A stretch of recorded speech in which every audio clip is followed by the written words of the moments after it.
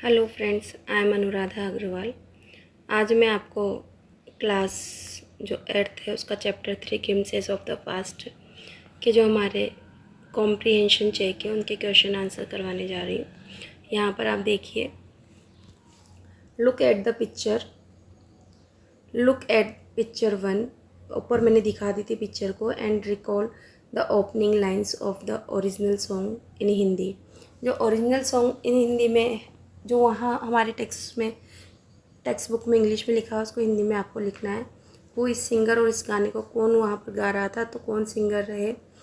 Who else मतलब किन किन do you see in the picture, किन किन लोगों को आप इस पिक्चर में देख रहे हो। तो आप सबसे पहले इसे आपने द हिंदी सॉन्ग ए मेरे वतन के लोगों, जरा आँख में भर लो पानी, जो शहीद हुए हैं उनकी जरा याद करो कुर्बानी। इसमें यहाँ पर जो गाने वाले हैं वो लता मंगेशकर जी हैं। आई सी पंडित जवाहरलाल नेहरू, इंदिरा गांधी, लाल बहादुर शास्त्री इन द पिक्चर। मैं पिक्चर में लाल बहादुर शास्त्री, जवाहरलाल नेहरू, लाल बहादुर शास्त्री को देख रहा हूँ या देख रही हूँ। सेकंड पिक्चर का आपको अपने टेक्स्ट बुक्स में से देखना है। इन picture second, what do you understand, आप क्या समझते हैं by the company superior weapons. Company के जो सुपीरियर श्रेष्ठ हथियार थे उनसे आप क्या समझते हो पिक्चर 2 के according. By the company superior weapons, जो कंपनी के सर्वश्रेष्ठ अधिक हथियार हैं। आई अंडरस्टैंड में समझता हूँ, राइफल हैं, गन्स है, और हैंड ग्रेनेड का मतलब हथगोले हैं। इसके बाद में आ रहा है हमारा सबसे इम्पोर्टेंट क्वेश्चन जो इस चैप्टर का है वो है हु इज़ एन आर्टिशन। बहुत बहुत इम्पोर्टेंट है स्टूडेंट, मेरा ये मानना है कि इसके बिना पेपर अधूरा है। हु इज़ एन आर्टिशंस, कौन शिल्पी हैं जो हाथों से चीज़ों को बनाते हैं। Why do you thinks the artisan suffered, और आप ऐसा क्यों सोचते हैं कि जो हमारे कलाकार थे, शिल्पी लोग थे, वो पीड़ित थे, परेशान थे। एन आर्टिशन, जो एक कलाकार होता है, शिल्पी होता है, वो एक पर्सन, ऐसा व्यक्ति होता है हु मेक्स थिंग्स स्किलफुल्ली, जो चीज़ों को बहुत ही कुशलता से बनाता है। Specially with her his own hand, जो कि स्वभाव सामान्यतः विशेष रूप से वो अपने खुद के हाथों से इस चीज़ को बनाता है। दे सफर्ड, और वो परेशान थे, पीड़ित थे, because the companies law crippled Indian industries. जो कंपनी के लॉ थे, कानून थे, उसने भारतीय इंडस्ट्रीज़ को अपंग कर दिया था। इसके बाद में जो नेक्स्ट है स्टूडेंट, वो देखिए आप।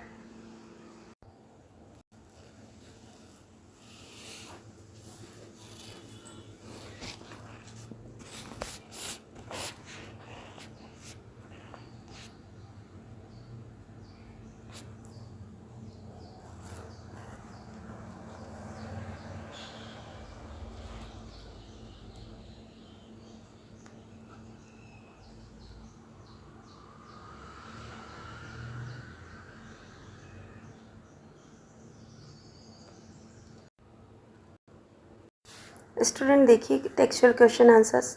Do you think the Indian princes were short sighted in their approach to the event of 1757। Yes, they were short sighted, हाँ वे अदूरदर्शी थे। दे हैड राइवलरीज, वह एक दूसरे से प्रतिद्वंदिता रखते थे। दे टुक हेल्प ऑफ द ब्रिटिश, वो ब्रिटिश से मदद लिया करते थे। टू डिफीट वन अनादर, एक दूसरे को हराने में। हम यहाँ पर आपसे क्वेश्चन पूछा गया कि जो इंडियन प्रिंसेस थे वह अदूरदर्शी थे in their approach to the event of 1557 के अकॉर्डिंग आपको बताना है।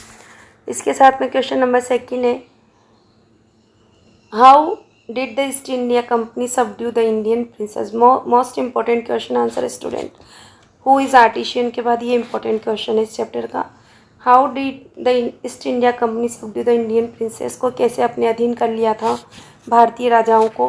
The rivalries of Indian princess, जो प्रतिद्वंदिता थी भारतीय राजकुमारों की या राजाओं की। Help the East India company, इसी ने मदद की ईस्ट इंडिया कंपनी की।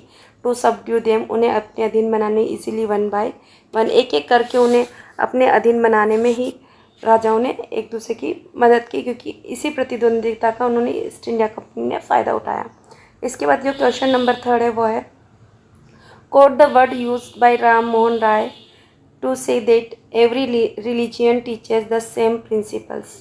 राजा राम मोहन राय के वो कथन आपको बताने हैं जो कि उसमें कहा गया था that every religion teachers the same principle, कि जो प्रत्येक धर्म है वो समान सिद्धांत प्रतिपादित करता है, यानी कि सिखाता है, सभी सेम बात सिखाते हैं। क्या ही सेड, उन्होंने कहा था काउज आर डिफरेंट कलर, जो गायें होती हैं वो अलग अलग कलर की होती हैं, but the colour of their milk is the same, पर उनकी जो गाय के दूध का जो कलर होता है सेम होता है।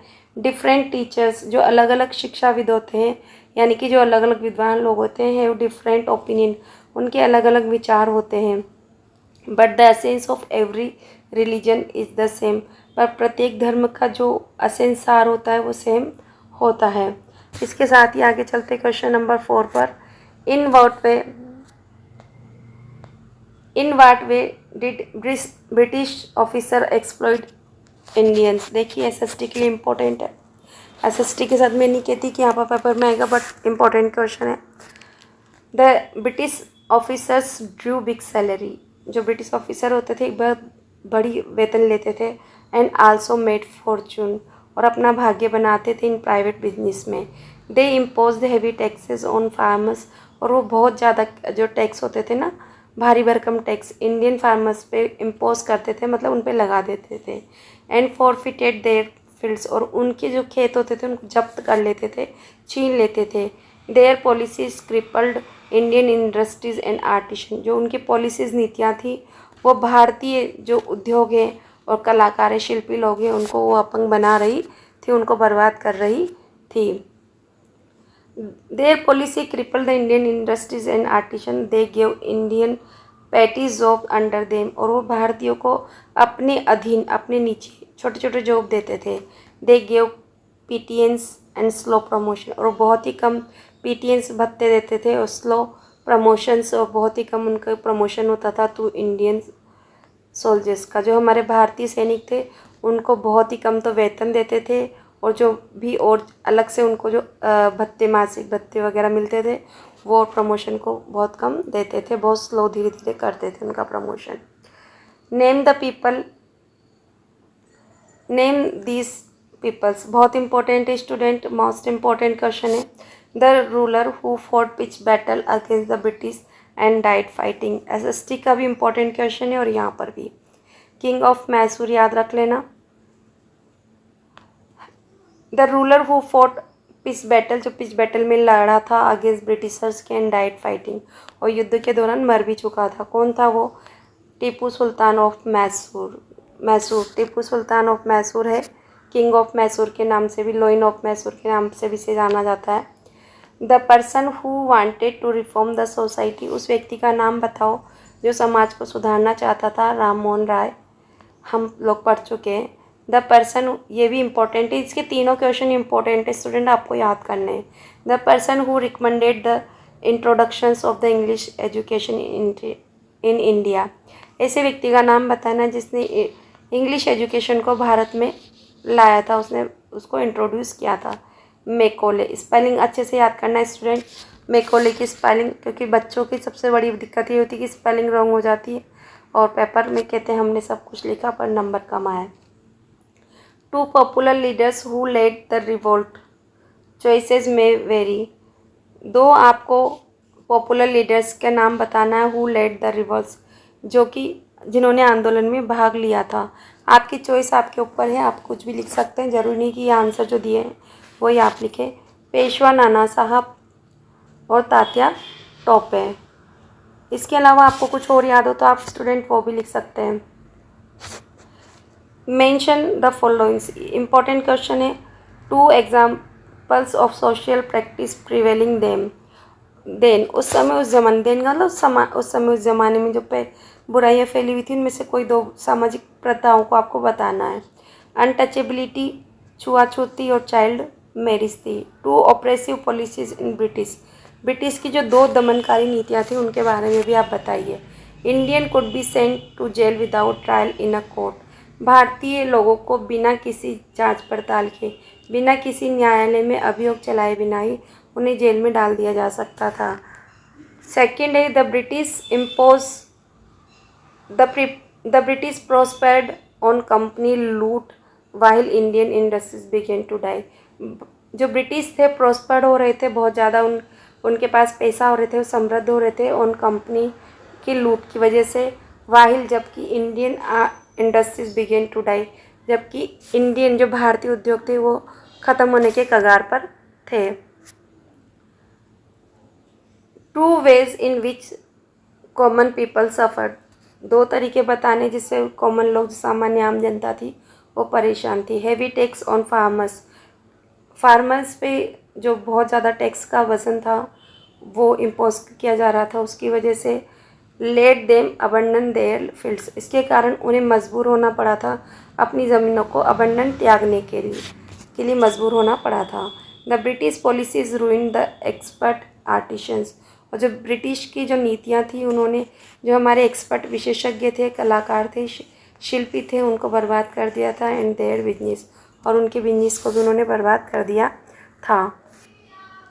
इम्पोर्टेंट क्वेश्चन है स्टूडेंट ये भी, four reasons for discontent that led to the 1857 war of independence, आपको चारों महत्वपूर्ण कारण बताने जिसकी वजह से 1857 की क्रांति हुई थी स्वतंत्रता आंदोलन के लिए। तो Indian soldiers were given PTS and slow promotion, भारतीय जो सैनिक थे उन्हें बहुत ही कम वेतन और स्लो प्रमोशन दिए गए थे।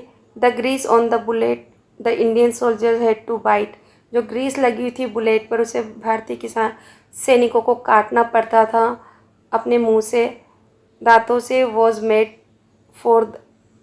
Made from the fat of cow and pigs, जो उसने ग्रीस हटानी पड़ती थी वो किससे बनी हुई थी, काऊ की और पिग सुअर की फैट से, चर्बी से बनी हुई थी। Taxes continue to ruin the peasants, और लगातार जो टैक्स लगाए जा रहे थे उससे किसान बर्बाद हो रहे थे। They had taken away the kingdom from many farmer rulers, और वो बहुत सारे राजाओं से उनके राज्य छीन चुके थे। ये असंतोष के बहुत ज़्यादा कारण थे और इन्हीं की वजह से रिवोल्ट हुआ था। इस तरह से हमने ये सारे टेक्सटफुल क्वेश्चन आंसर स्टूडेंट देख लिए हैं।